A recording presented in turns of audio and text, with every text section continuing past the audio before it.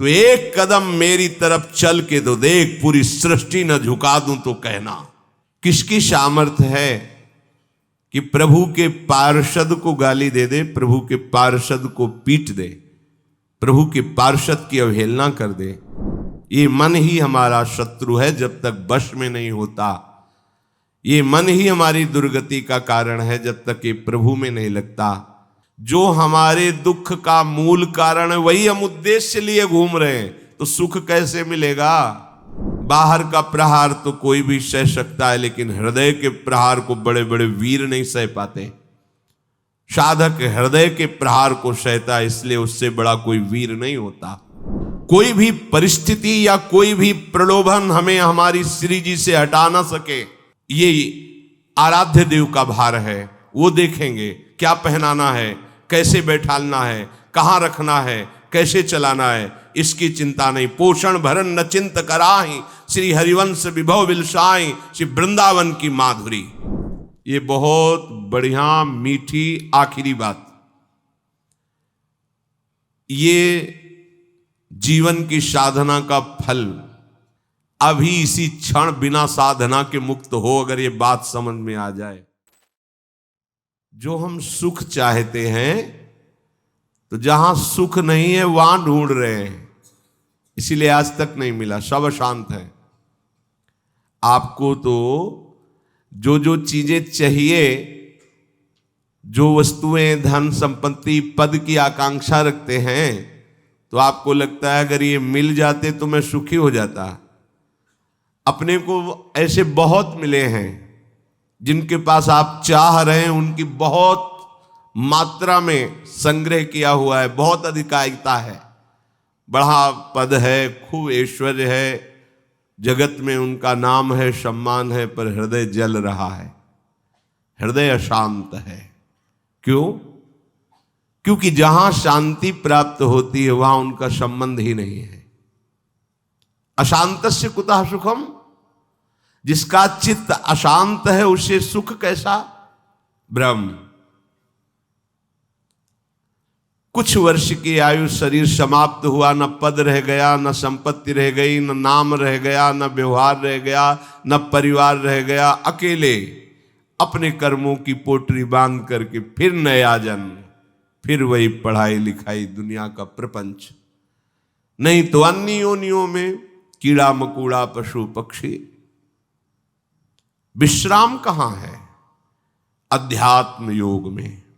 श्री भगवान कह रहे निश्रेयसाय, मतलब दुखों का आत्यंतिक नाश, दुख का लेस नहीं जहां। अब अपने तो दुखालय में रह रहे हैं तो सुख को इसी में ढूंढ रहे हैं, तो हम समझते हैं कि अरबों खरबों रुपया मिल जाए, सुंदर सुंदर भोग सामग्री मिल जाए, मैं सुखी हो जाऊंगा। ऐसे अभी इसी भूमंडल पे हैं जिनको खुद पता नहीं कि मेरे पास कितनी धनराशि है। रोज नए नए भोग भोगते हैं, पर नींद नहीं आती, नींद की दवा लेना पड़ता है। मानसिकता बिगड़ी हुई है, विक्षिप्त है, हृदय जल रहा है, हर समय भयभीत है, कहीं ऐसा ना हो जाए, कहीं ऐसा। सुख विनिश्चितम बदामि तेन अन्यथा वचांस में, गोस्वामी जी कहते हैं मैं सत्य कह रहा हूं, मेरी बात अन्यथा नहीं। जब तक तुम हरि भजन नहीं करोगे तब तक तुम्हें त्रिकाल में, त्रिभुवन में कहीं भी शांति नहीं। छूटवे के जतन विशेष बांधे जाएगो, वह विष भोजन जो सुधा सानी खाएगो। अगर अमृत भी खाएगा तो विष बन जाएगा। हरि विमुखता में तुझे कहीं शांति नहीं मिलेगी। अगर हरि के सन्मुख हो तो विष भी अमृत हो जाए। गरल सुधा रिपु करहि मिताई, गोपद सिंधु अनल शीतला। आग शीतल चंदन की तरह हो जाएगी। समुद्र जो अथाह अगाध है वो गाय के खुर के गड्ढे के समान हो जाएगा। विष अमृत बन जाएगा। दुश्मन सब मित्र बन जाएंगे यदि हरि की कृपा हो जाए तो ये हरि के चरणों का आश्रय ही आत्यंतिक सुख का स्वरूप है। ये कैसे प्राप्त होता है? तो श्री भगवान कहते हैं कि मन ही बंधन और मोक्ष का कारण है। चेता खलवश्य बंधाय मुक्तये चात्मनोमतम। ये तुम्हारा जो चित्त है, जो मन है, यही तुम्हारे बंधन का कारण है।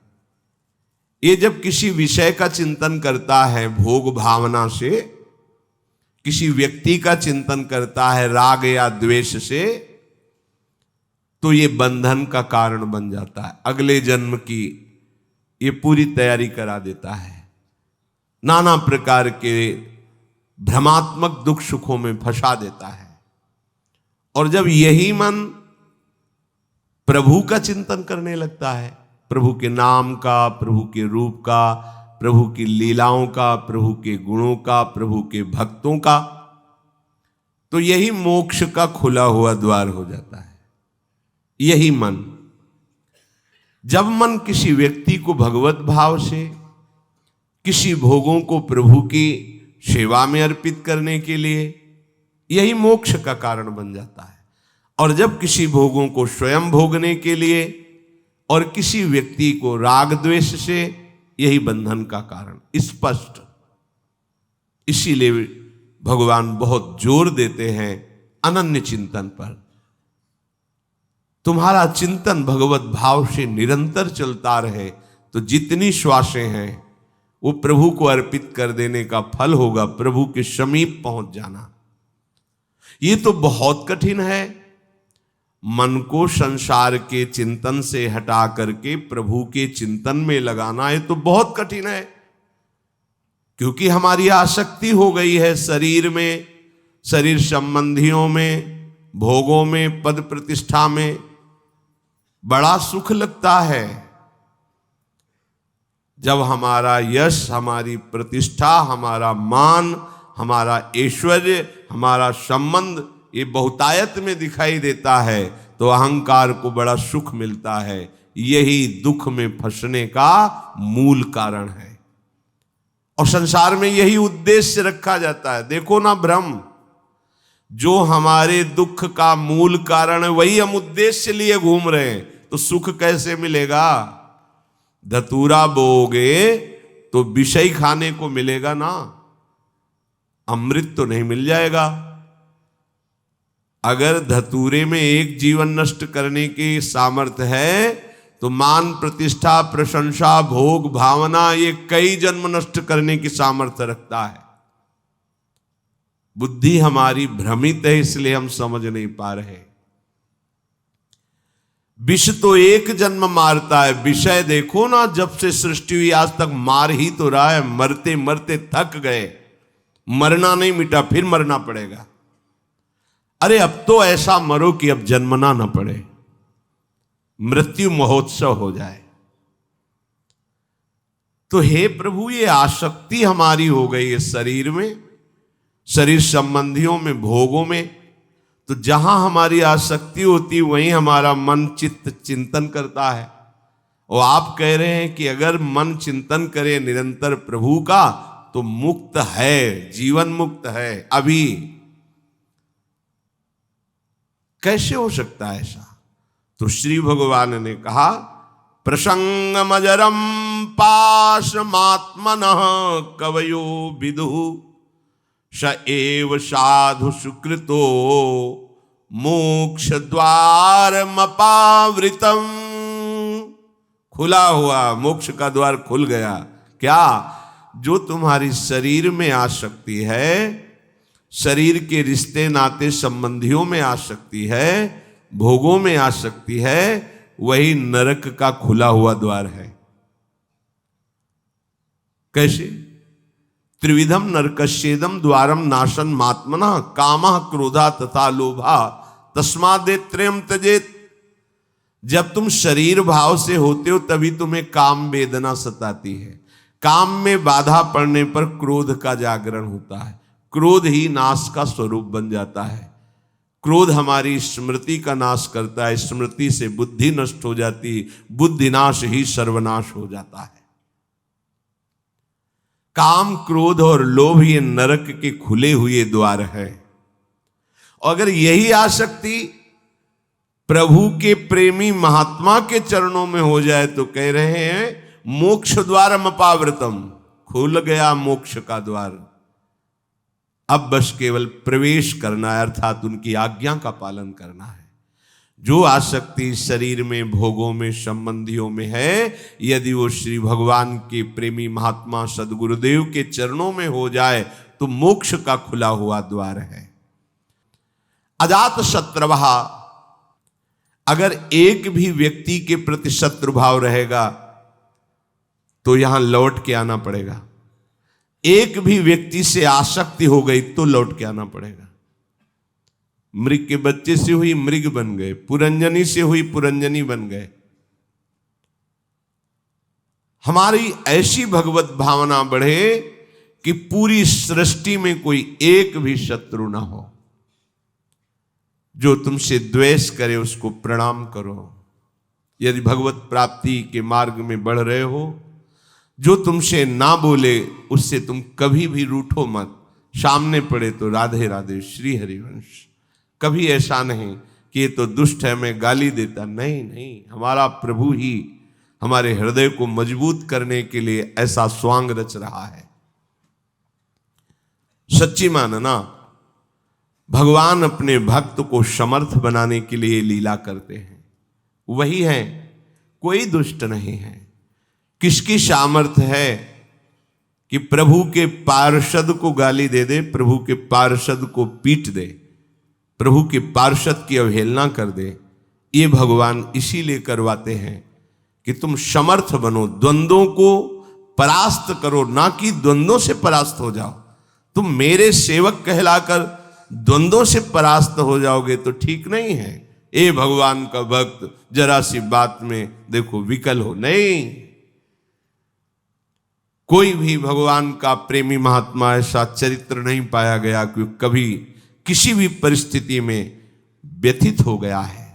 नहीं, यम ही न व्यथ्यन्ते ते पुरुषम पुरुषर्षभ सम दुखा सुखाधीरम स्वमृतत्वाय कल्पते। जो सुख दुख में समान किसी भी परिस्थिति में हृदय व्यथित नहीं हुआ, हर समय राधा राधा राधा परम पद उसके चरणों में लौटता है, वही परम पद का अधिकारी है। अजात शत्रवः, तुम्हारा कोई एक भी शत्रु नहीं होना चाहिए, क्योंकि भगवान कहते संतों का एक भी शत्रु नहीं होता। अपना मन ही शत्रु है, कोई और बाहर शत्रु नहीं। जब तक आप अपने मन को प्रभु के चरणों में नहीं लगाते तब तक ये जाल फैलाता रहता है। एक को मित्र बनाएगा, एक को शत्रु बना लेगा, एक में राग कर लेगा, एक में द्वेष कर लेगा और हमारे नए जन्म की व्यवस्था कर देगा। ये मन ही हमारा शत्रु है जब तक वश में नहीं होता। ये मन ही हमारी दुर्गति का कारण है जब तक ये प्रभु में नहीं लगता। प्रभु में लग जाए, वश में हो जाए तो इससे बड़ा कोई मित्र नहीं। मन ही श्री कृष्णाकार होकर भगवत साक्षात्कार करा देता है। अजात शत्रवः, कोई भी एक हमारे द्वेष का पात्र न हो। अद्वेष्टा सर्वभूतानाम, समस्त भूतों में द्वेष रहित, दोष बुद्धि रहित हमारे हृदय की स्थिति होनी चाहिए, क्योंकि संतों की ऐसी होती है। शांताः, किसी भी परिस्थिति में कोई तुम्हें अशांत न कर पावे, ना अंदर की वृत्ति ना बाहर का व्यक्ति। ऐसी शांति तभी मिलेगी जब चित्त प्रियाजू के चरणों के चिंतन में होगा, उनके नाम के चिंतन में होगा, क्योंकि भगवत प्रेमी महात्मा शांत रहते हैं। शांताः साधवा साधुभूषणः, आप राग द्वेष में विचरेंगे, निंदा स्तुति करेंगे, मान अपमान में सुखी दुखी होंगे तो अनन्य भक्ति कब धारण करेंगे? अपने को केवल लक्ष्य पर दृष्टि रखनी है। वही सच्चा निशानेबाज है जो केवल लक्ष्य पर दृष्टि रखता है। द्रोणाचार्य जी ने कौरवों पांडवों को धनुर्विद्या की शिक्षा दी। परीक्षा के लिए एक वृक्ष में चिड़िया टांगी और कहा इसकी आंख पर निशाना लगाना है।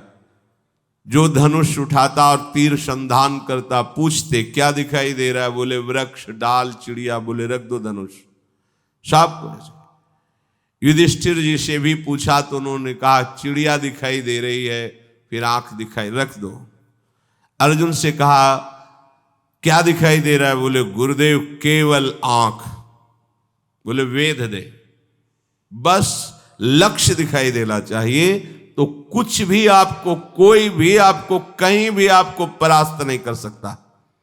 लक्ष्य श्यामा श्याम, श्यामा श्याम का स्मरण, कोई परास्त नहीं कर सकता। लक्ष्य रहित होकर घूमोगे तो सब तुम्हें व्यथित कर देंगे। काम, क्रोध, लोभ, मोह, मद, मत्सर, ये सब हृदय में ही ये प्रहार करते हैं। बाहर का प्रहार तो कोई भी सह सकता है, लेकिन हृदय के प्रहार को बड़े बड़े वीर नहीं सह पाते। साधक हृदय के प्रहार को सहता है, इसलिए उससे बड़ा कोई वीर नहीं होता। सबसे बड़ा सुभट साधु होता है जो काम, क्रोध आदि के वार को हंसते हुए सहकर भगवान की तरफ बढ़ता है। जो विश्व में विश्व विजेता, धनुर्विद्या के प्रकांड ज्ञानी, युद्ध क्षेत्र में सदैव विजय प्राप्त करने वाले रहे, वो भी घुटने टेक दिए काम क्रोध के आगे। लेकिन साधु अहंकार रहित होकर पूरे जीवन इनसे युद्ध करता हुआ आगे बढ़ जाता है। इसीलिए सा जयति जयति जग उच्चरे, पूरा संसार ब्रह्मा जी तक उसे नमस्कार करते हैं। ये विजय तभी हो सकती जब लक्ष्य चिंतन में रहे। श्यामा श्याम मयि अनन्येन भावेन भक्तिम कुर्वन्ति दृढ़ाम, अनन्य भाव अपने प्यारी जू के चरणों में। दृढ़ाम, कोई भी परिस्थिति या कोई भी प्रलोभन हमें हमारी श्री जी से हटा ना सके, इसे दृढ़ाम कहते हैं। दृढ़, प्राण ही तो जाएंगे, बहुत बार गए हैं, बहुत बार मरा हूं, अब एक बार श्री जी के लिए प्राण समर्पित करता हूं। चाहे जितना भयानक कष्ट दिया जाए, अपनी प्यारी जू से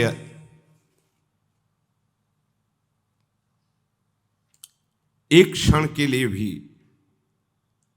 वृत्ति नहीं हटा सकता।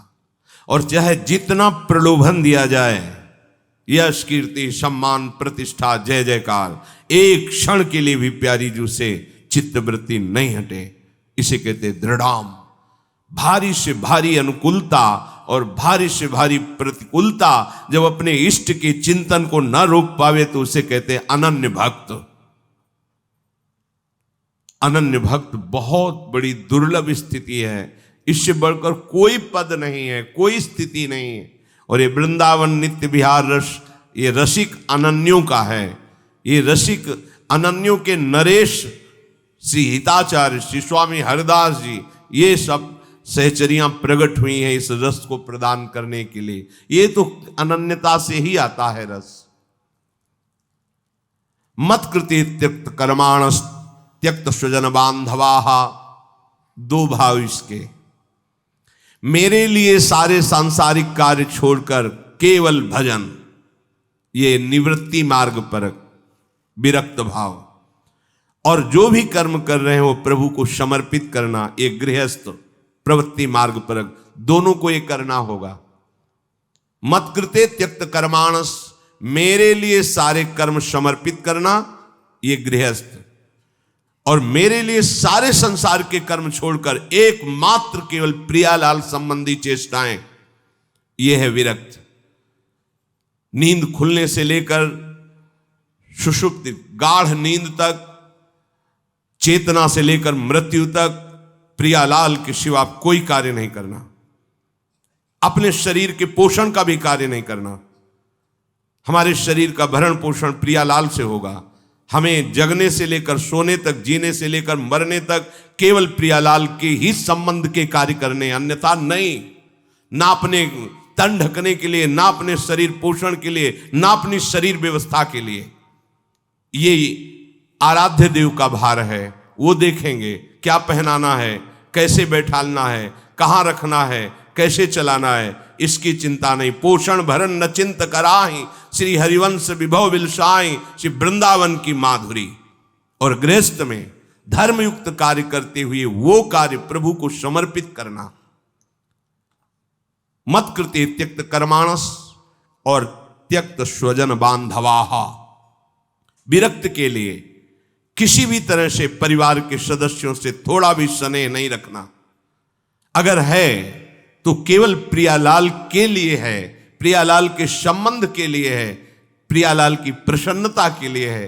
हम घर में रहते हैं, पत्नी पुत्र परिवार आदि के लिए व्यापार नौकरी करते हैं, उनको सुख पहुंचाते हैं, इसका फल हो कि प्रियालाल प्रसन्न हो जाएं, क्योंकि हमें ड्यूटी दी, हमें सेवा दी कि इतने परिवार का पोषण तुम करो, पर वो हम कर रहे हैं प्रियालाल के लिए, हो गया।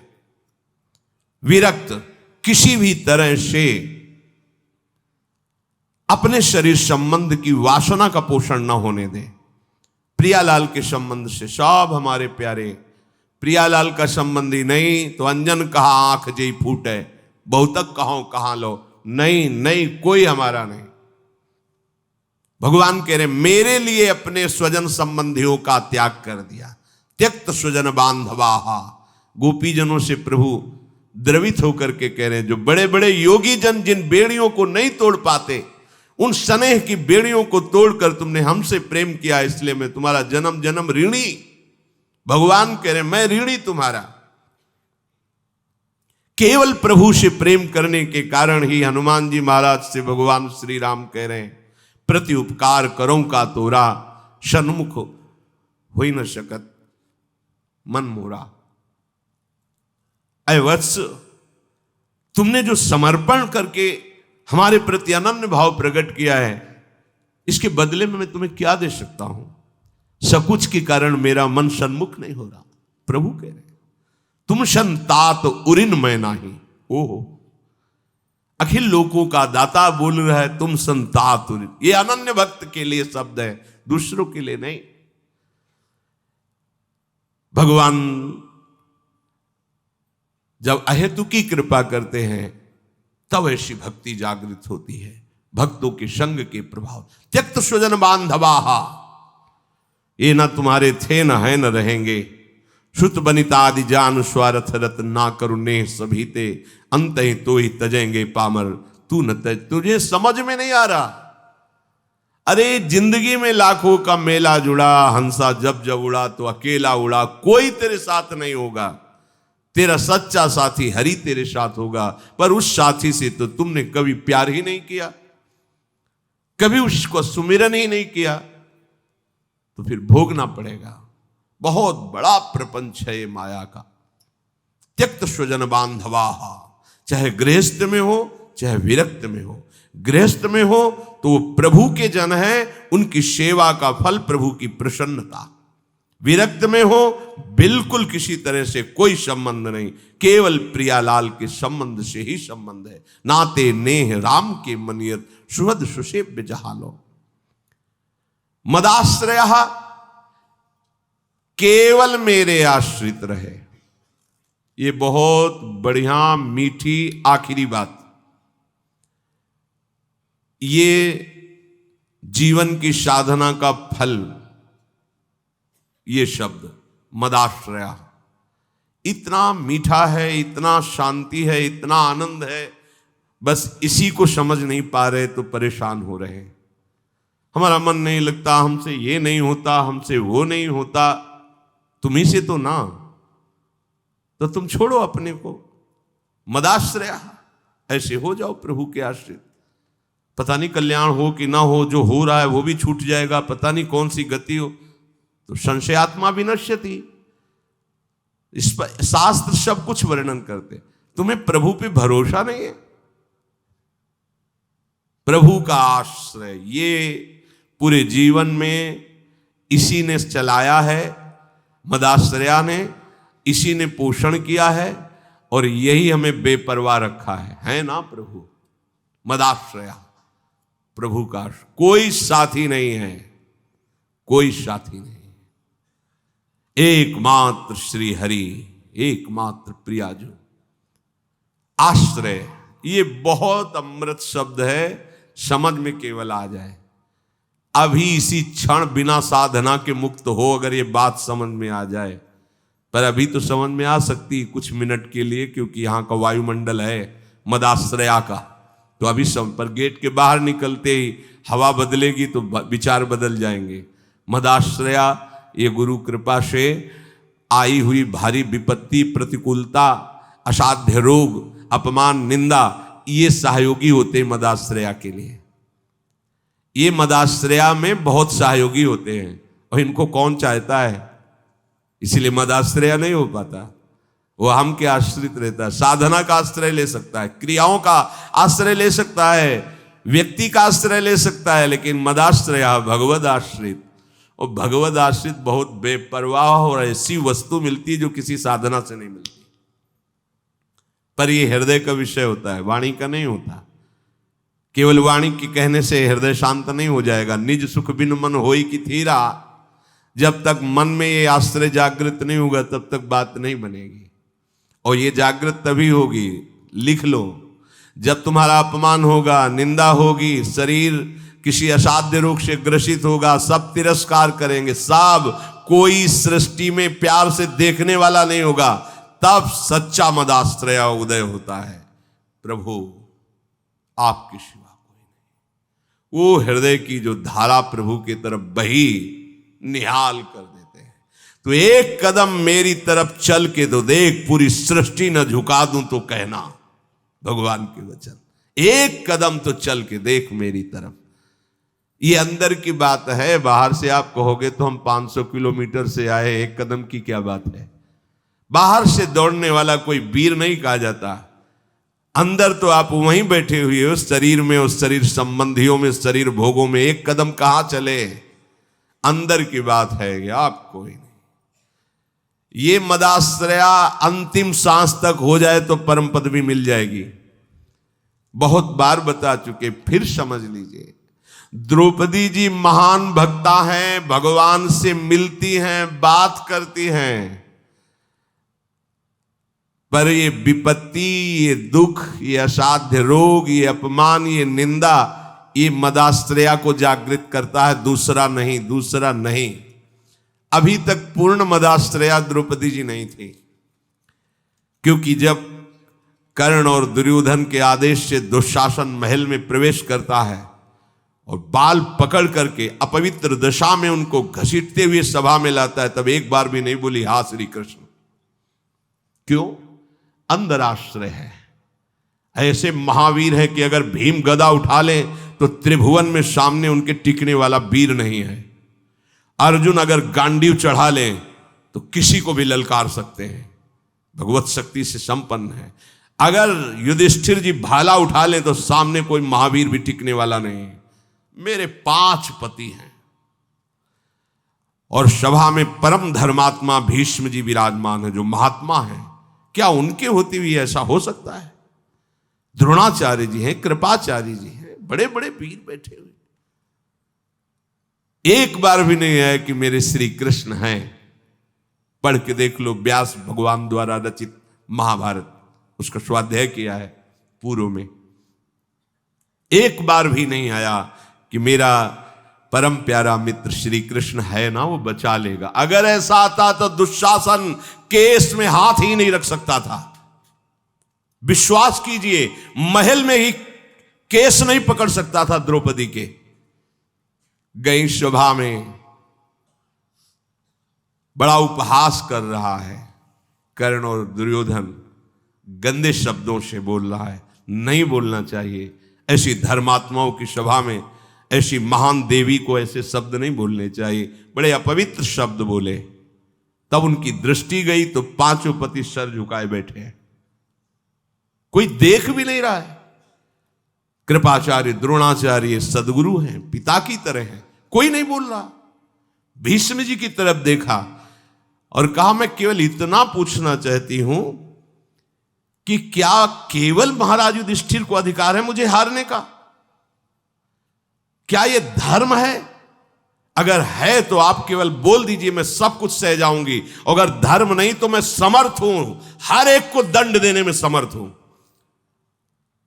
कान में लग करके गांधारी जी ने बाद में कहा था धृतराष्ट्र से कि होश में हो जा, पूरी सभा को भस्म करने की सामर्थ्य द्रौपदी रखती है। क्योंकि वो महान देवी कोई साधारण मां के गर्भ से पैदा हुई नहीं, यज्ञ से प्रकट हुई है। कहां कोई बात सुनने वाला, खींच रहा है दुशासन, 10,000 हाथियों का बल रखता है। द्रौपदी जी हाथ से पकड़े हुए साड़ी, थक गई। सोचा आप क्या, अभी मदाश्रया नहीं जागृत हुआ, एक बार भी कृष्ण याद नहीं आए, दांत से पकड़ लिया। अब लगा कि अब की बार के झटके में दांत से भी छूट जाएगी, स्वयं छोड़ दिया और कहा, हे गोविंद द्वारिकावासी कृष्ण।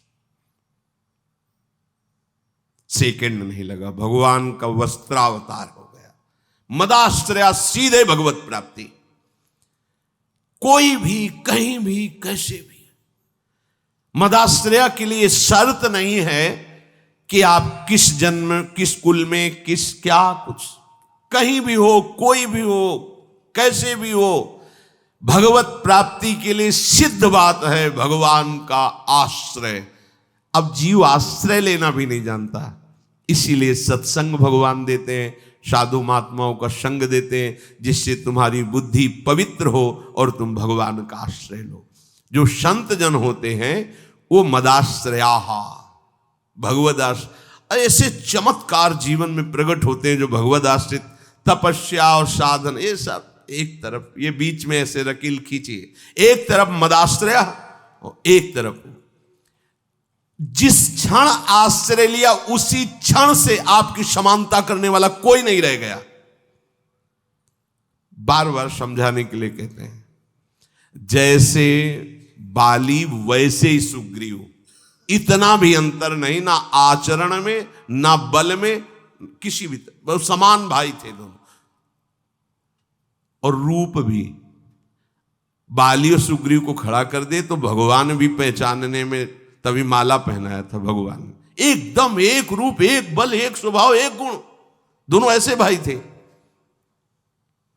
जब भगवान ने बाण मारा, सामने देखा कोटि कंदर्प दमनी मर्यादा पुरुषोत्तम भगवान, गंभीर मुद्रा, तो हृदय में तो महान प्रीति है, बड़ा प्रसन्न है कि वैसे तो मैं इस लायक ही नहीं था, जो योगियों के ध्यान में नहीं आते, हमारे सामने खड़े हैं, पर थोड़ा इनसे बात भी तो कर ले। तो कहा, प्रभु सुन रखा है कि आप समदर्शी हो, फिर पर आज आपकी समदर्शिता दिखाई नहीं दे रही, पक्षपात दिखाई दे रहा है। मेरा भाई है, पता नहीं आप जानते हैं पूर्ण रूप से कि नहीं, पर मैं जानता हूं क्योंकि साथ ही खेला हूं। मेरे आचरणों से उसके कम आचरण नहीं है, जैसा मैं वैसे ही मेरा भाई, मैं जानता हूं। पर ये क्या, एक का पक्षपात लेके छुप के हमारी छाती में बाण मारा, मैं बैरी सुग्रीव प्यारा, क्या कारण? एक शब्द यही भगवान का था, ऐ देहाभिमानी, तूने सुन नहीं रखा था कि ये मेरी शरण में हो गया है। अभी अभी हुआ है, कोई तपस्या नहीं, कोई साधना नहीं, और हुआ कैसे? महाभागवत हनुमान जी के द्वारा कराया गया। बस ये मदाश्रया शब्द बहुत बड़ा है, बहुत बड़ा, बस इसका परिचय नहीं मिल पाता है। ये कैसे हो ऐसा लगता है। हाँ, अब क्या करूं, तब साधन बताया जाता है, करो, क्योंकि तुम्हारा करने में राग है। जब करते करते हार जाओगे तब फिर यही शब्द बताया जाएगा, मदाश्रया, हो जाओ भगवान के आश्रित।